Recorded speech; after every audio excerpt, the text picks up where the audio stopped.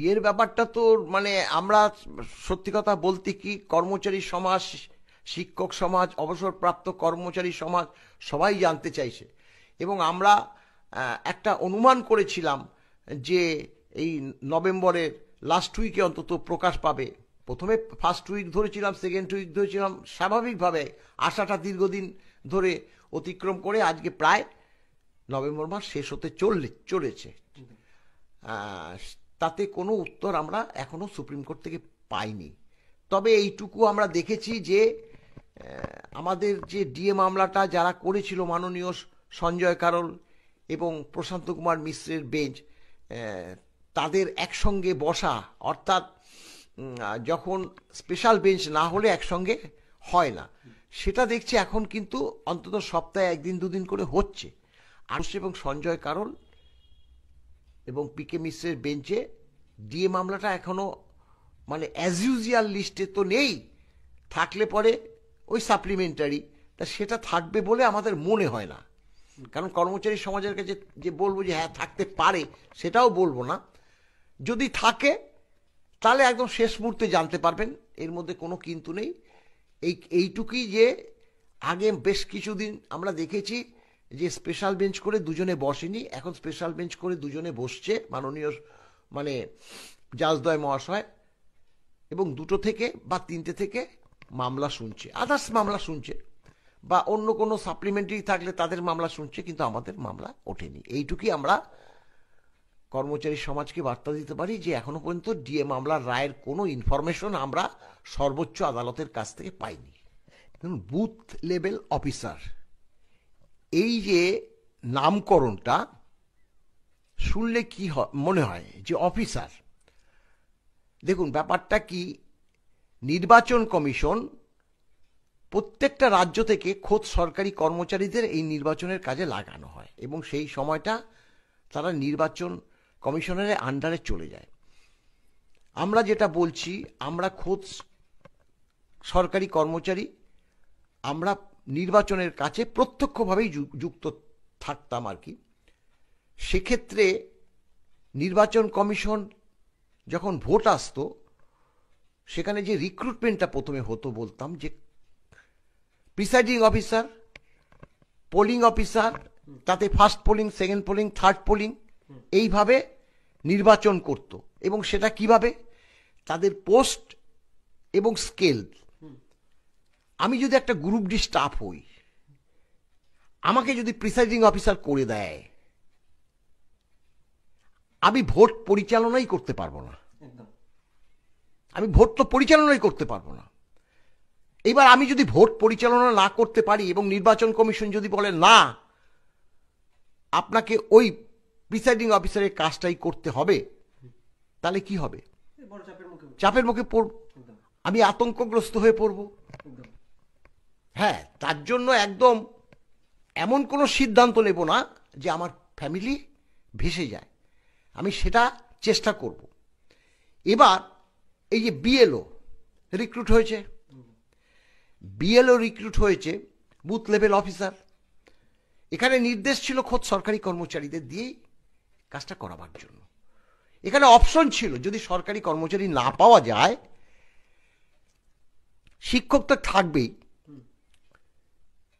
তাহলে ওই যে প্যারা টিচারদের নিয়োগ করা যেতে পারে।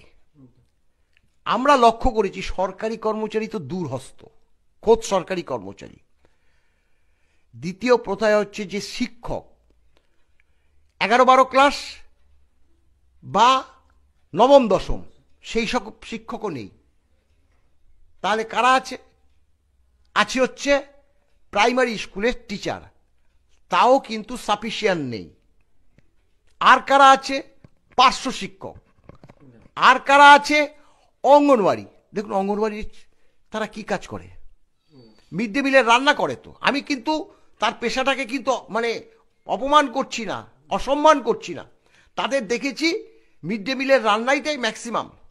কিছু কিছু তারা যারা প্রাইমারি স্কুলের ছাত্ররা আসে না, বাড়িতে গিয়ে তাদেরকে নিয়ে এসে স্কুলে ভর্তি করায়।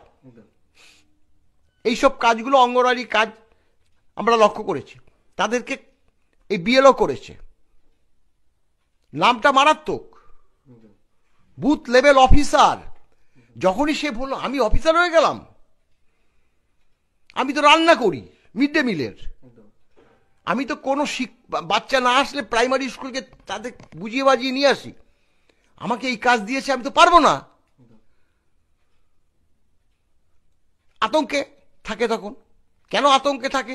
সে যে অঙ্গনওয়াড়ি কর্মী বা সে যে প্যারা টিচার, এই যে একটা নির্বাচনের কাজে যুক্ত করে দিল, এই কাজ আমরা কোনোদিনও করিনি, তাহলে আমরা কিভাবে পারবো? আতঙ্ক আসবে। আতঙ্ক কেন আসে? হুমকি। হুমকি বলতে হুমকি যতটা না নির্বাচন কমিশন দেয়, নির্বাচন কমিশনের হয়ে রাজনৈতিক দলগুলো দেয়। এই নির্বাচন কমিশন বলেছে যদি ঠিক মতো না করে তাদেরকে স্যাক করে দেবে। আর এদিকে যেমন শাসক দল হুমকি দিচ্ছে, বিরোধীরা হুমকি দিচ্ছে, তা যারা চাপের মুখে পড়ছে। আজকে এটার সুযোগটা নিয়েছে এই শাসক দল। নেই তো কর্মচারী, তো নেই।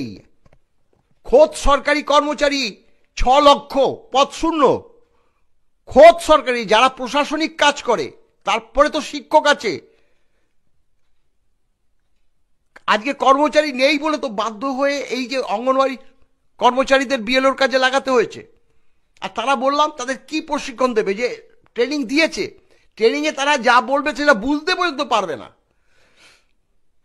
আমরা যখন নতুন কাজে ঢুকেছি, ওই যে বললাম তাদের স্ট্যাটাসটা দেখে, এখনো সেই সিস্টেম আছে। ভোটের সময় কারা প্রিসাইডিং হবে, কারা পোলিং অফিসারের first polling, second polling, third polling হবে, তাদের পোস্ট এবং স্কেল দেখে সেটা নির্ণয় করে। এর মধ্যে কিছু ভুলভ্রান্তি হলে সেটাকে একটা গ্রুপ ডি, সেটা হয়ে যায় অনেক সময় প্রিসাইডিং অফিসার। দেখুন, উনি ফিতে কাটে, উদ্বোধনের ফিতে কাটে। কিসের? দুর্গা পুজো, কালী পুজো, কার্তিক পুজো, এমনকি পারলে সরস্বতী পুজো। ফিতে কাটাটা কোথায় আমরা দেখেছি? একজন মুখ্যমন্ত্রীর বলছি। অন্যান্য নেতারা তো অনেক সময় কাটে, সেটার মধ্যে কোনো ব্যাপার নেই। আমরা তো যে বড় হয়েছি, বিগত দিনের কংগ্রেস সরকারটাকে অতভাবে আমরা দেখতে পারিনি। আমরা বামফ্রন্টকে দেখেছি, আমরা বর্তমান সরকারকে দেখেছি। বামফ্রন্টের কোনো মন্ত্রী গিয়ে দুর্গাপুজোর প্যান্ডেলের ফিতে কাটত না। তারা অনেক উদ্বোধনের ক্ষেত্রে কোনো কল কারখানা হলে তারা কাটতো, সে বড় না হলেও ছোট হলেও কাটতো। আর এই মুখ্যমন্ত্রী আজকে তো শিল্পর শও নেই, তাহলে কি ফিতেটা তো ওই তার দুর্গাপুজোই কাটতে হবে। এর মধ্যে আর কি, সে মানে এখন কর্মচারী সমাজ বলতে ধীরে ধীরে ধীরে ধীরে লোপ পাচ্ছে। শিক্ষিত সমাজ রাজপথে বসে আছে। তিনি কেবল এই জগন্নাথের মন্দির করে দিয়েছি, এই মহাকালের মন্দির করব, এই শিব মন্দির করব, এই খেলা করব, মেলা করব। আর একটা কথা বলি, যে বিরোধীরা রাজনীতি তো নিশ্চয়ই করবে, এটা তো ঠিক যে অর্থনৈতিক অবস্থা আমাদের পশ্চিমবঙ্গে একদম ভেঙে তছনছ হয়েছে, এবং সেটা খুব সহজে বোঝা যায়। বামফ্রন্ট শুধু বলবো না, বিগত একদম স্বাধীনতা হয়ে যাওয়ার পর যে ঋণটা বিভিন্ন সরকার রেখে গেছে, শেষে যে বামফ্রন্ট সরকার রেখে গেছে, সেটাও তো 1,92,000 কোটি টাকা। আর আজকে 8 লক্ষ কোটি টাকার উপরে ছাড়িয়ে গেছে। তাহলে এই যে দেনার দায়ে আজকে জর্জরিত রাজ্য সরকার, তা সেটা তো প্রচারের আলে আনতে হবে। মাথাপিছু আয় কত আজকে, অন্যান্য স্টেটে কত, এইসব নিয়ে কোনো আলোচনা নেই। কেন কর্মচারী সমাজ নিয়োগ হচ্ছে না?